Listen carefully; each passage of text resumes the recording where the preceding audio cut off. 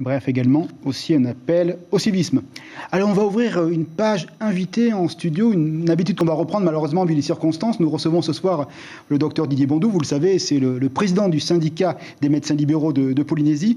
Alors docteur, bonsoir, merci d'être ici. Bonsoir. Qu'est-ce que vous pensez des annonces faites aujourd'hui par les autorités? Est-ce que ça va dans le bon sens, notamment pour casser ces fameuses chaînes de contamination?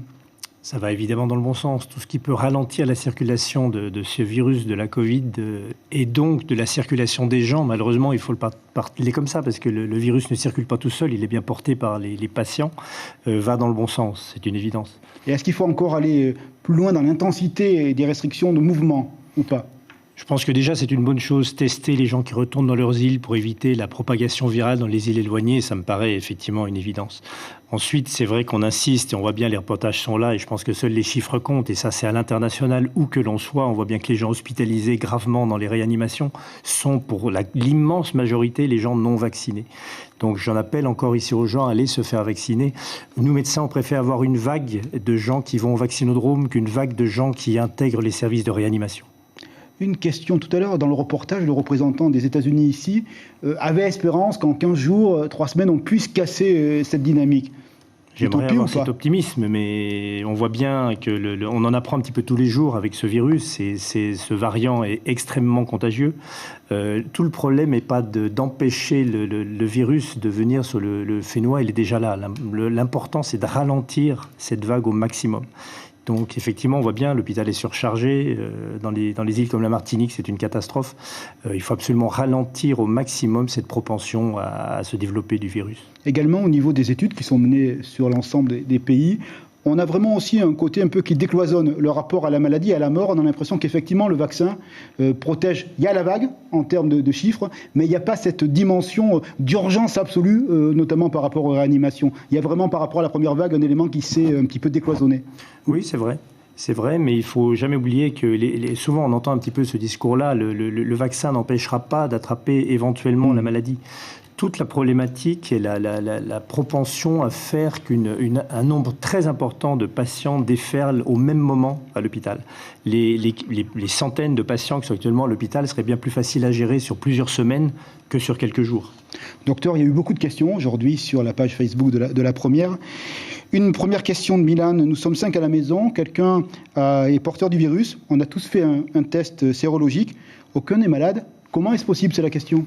Soit ils ont été particulièrement sérieux sur la distanciation et mis cette personne malade de l'autre côté de la maison, soit les tests posent problème. Mais la sérologie, c'est effectivement une prise de sang pour voir si on a des anticorps et si on a développé ou pas la maladie. Je pense qu'il y a un biais dans la question.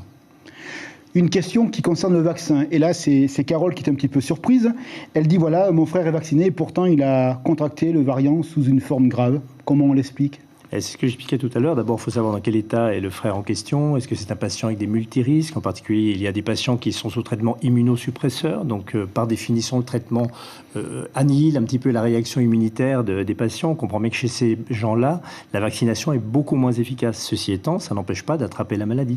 Mais j'insiste, ça représente un pourcentage infiniment bas par rapport aux gens non vaccinés et hospitalisés. Est-ce que l'étude de l'Institut Pasteur qui dit que lorsqu'on est vacciné, on a une capacité de transmettre le virus 12 fois moins qu'une personne normale, est-ce que d'autres organismes internationaux confirment justement cette tendance dessinée par les chercheurs Pasteur? C'est une tendance qui avait déjà été montrée par une étude anglaise. C'est entre 2 et 3%, entre 2 et 3 fois moins de patients qui sont contaminés par les gens vaccinés.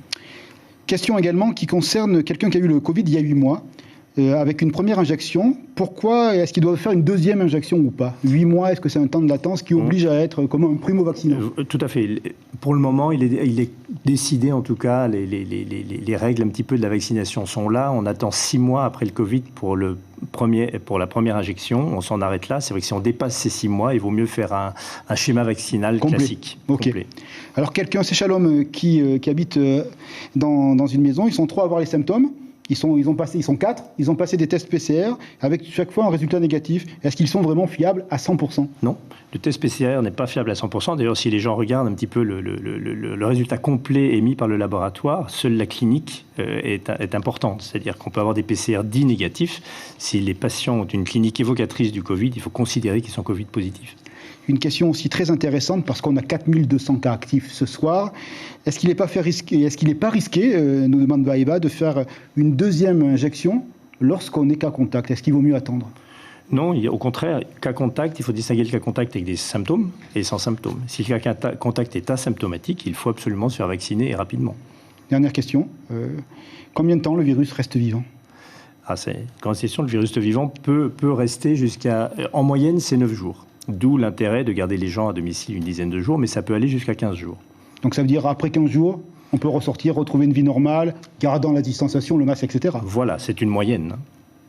Merci beaucoup, docteur, d'avoir répondu à toutes ces questions et peut-être à la semaine prochaine Stéphane. Pour éclairer nos téléspectateurs. Bonne soirée. Bonne soirée. L'information en continu sur Polynésie la première, Internet et réseaux sociaux.